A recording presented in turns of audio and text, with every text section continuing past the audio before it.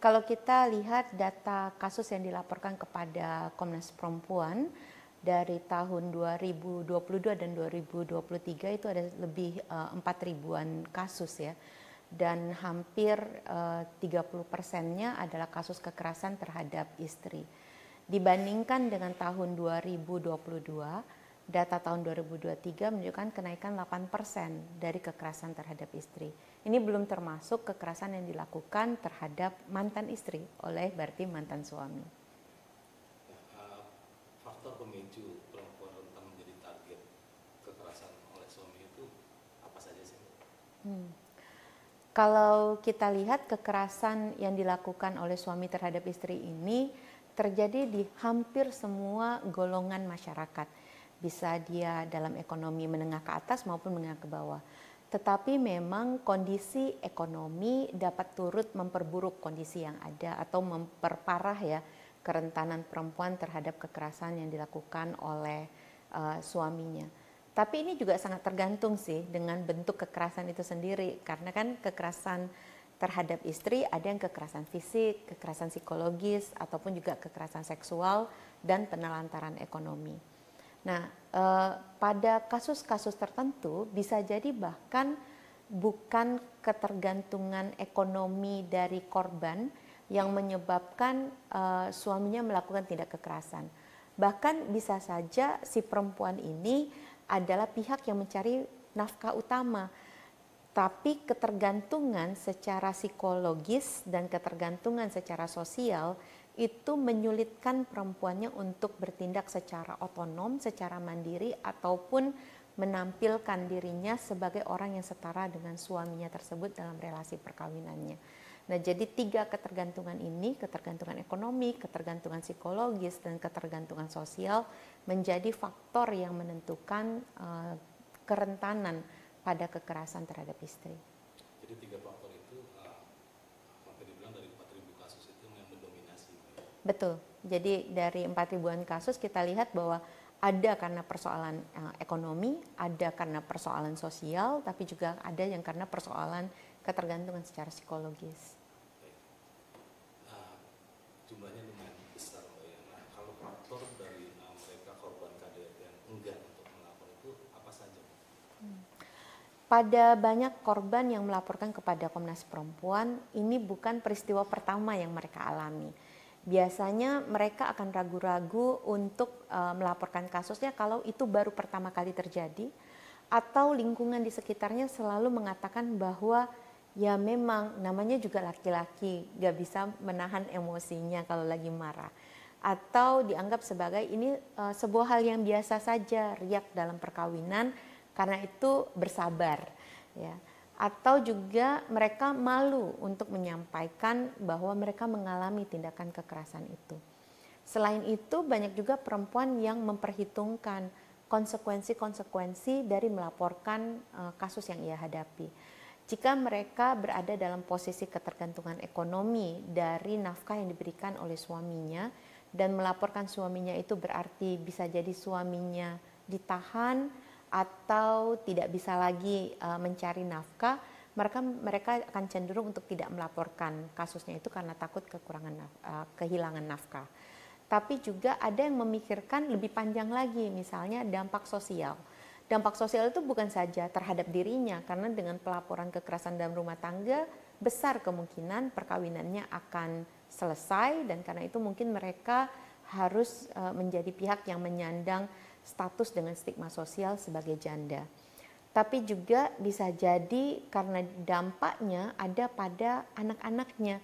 Misalnya saja kalau proses pelaporannya masuk ke ranah hukum dan kemudian suaminya dipenjara, maka anaknya akan kemudian harus menanggung stigma sebagai anak dari seseorang yang terpidana. Dan ini beberapa pertimbangan sebetulnya yang menyurutkan langkah perempuan ketika ia menghadapi kekerasan dari suaminya. Sikap preventif bagi keluarga, Mbak, agar terhindar dari KDRT itu?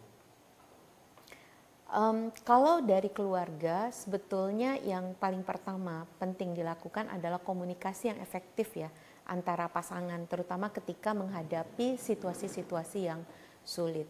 Dan kedua tentunya saling menjaga komitmen. Ini karena sejumlah kasus kan yang dilaporkan ke Komnas Perempuan juga terkait dengan ada salah satu pihak yang kemudian memiliki relasi intim dengan pihak yang lain di luar dari perkawinannya mereka gitu. Nah, yang ketiga adalah mencari bantuan. Dan ini sebetulnya sesuatu yang perlu betul-betul dipertimbangkan ya oleh pemerintah Indonesia, karena semakin banyak keluarga yang sebetulnya membutuhkan bantuan konseling keluarga untuk melewati masa-masa tersulit mereka. Baik, terkait dengan yang dijelaskan tadi aturan turunan untuk mengurangi KDRT itu Mbak, di setiap wilayah terdekat misalkan gimana? Kalau kita lihat sebetulnya amanat dari Undang-Undang Penghapusan Kekerasan di dalam Rumah Tangga itu bukan hanya tentang mempidanakan tindakan kekerasan di dalam rumah tangga, baik yang dilakukan oleh orang dalam perkawinan ataupun orang yang berada dalam satu atap, tetapi juga untuk melakukan langkah-langkah pencegahan yang lebih efektif. Saat ini misalnya langkah pencegahan itu juga dimulai dari mempersiapkan perkawinan dengan baik, sehingga setiap pihak yang masuk dalam perkawinan itu mengenali apa yang menjadi tugas dan tanggung jawab mereka dan bagaimana mengembangkan pola komunikasi yang efektif gitu. Nah, yang kedua sebetulnya juga ada amanat untuk membantu menyelenggarakan misalnya mediasi dan juga bantuan dukungan konseling bagi keluarga. Nah, ini yang sebetulnya perlu lebih dikonkretkan lagi ya. Komnas Perempuan pernah melakukan kajian terhadap 285 kebijakan daerah tentang layanan terpadu bagi perempuan dan anak korban kekerasan. Tadi saya mencatatkan bahwa sekitar 70-80% dari kasus yang dilaporkan itu biasanya adalah kasus kekerasan di dalam rumah tangga yang dihadapi oleh seorang, baik itu dalam posisi sebagai istri ataupun juga sebagai anak. Nah, tapi ternyata dari 285 kebijakan yang kami kaji, itu kurang dari 30% yang sebetulnya memiliki program pemulihan yang menyeluruh. Dan meskipun ada penyebutan perlu ada pencegahan, tapi dia tidak pernah ada kejelasan program pencegahan seperti apa yang akan diselenggarakan dan bagaimana cara mengukur efektivitas dari penyelenggaraan pencegahan itu. Rasanya ke depan, apalagi ini adalah tahun ke-20 dari undang-undang, jadi 2 dekade nih, pas sekali 2 dekade undang-undang penghapusan kekerasan di dalam rumah tangga. Kita perlu memeriksa bagaimana sebetulnya implementasi dari undang-undang ini memastikan agar pencegahannya menjadi lebih efektif. Apa kurang efektif?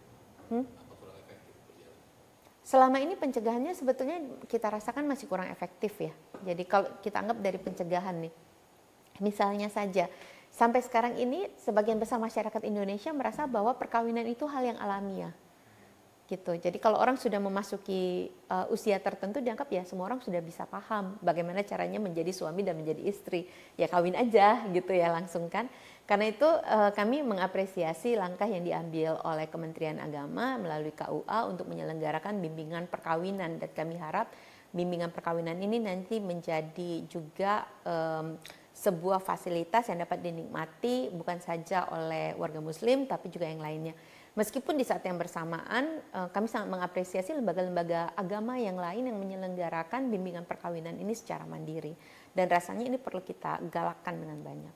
Nah, tindakan preventif lainnya adalah tadi misalnya untuk menyelenggarakan konseling keluarga, dan ini memang masih sangat jarang sekali ada.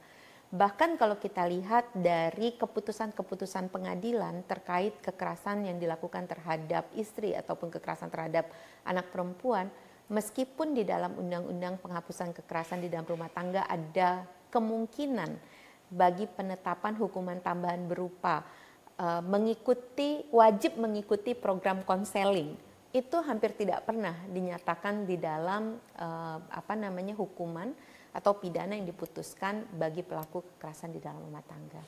Nah, jadi ruang-ruang seperti ini yang sebetulnya perlu kita periksa kembali agar dia tidak terus berulang di masa depannya.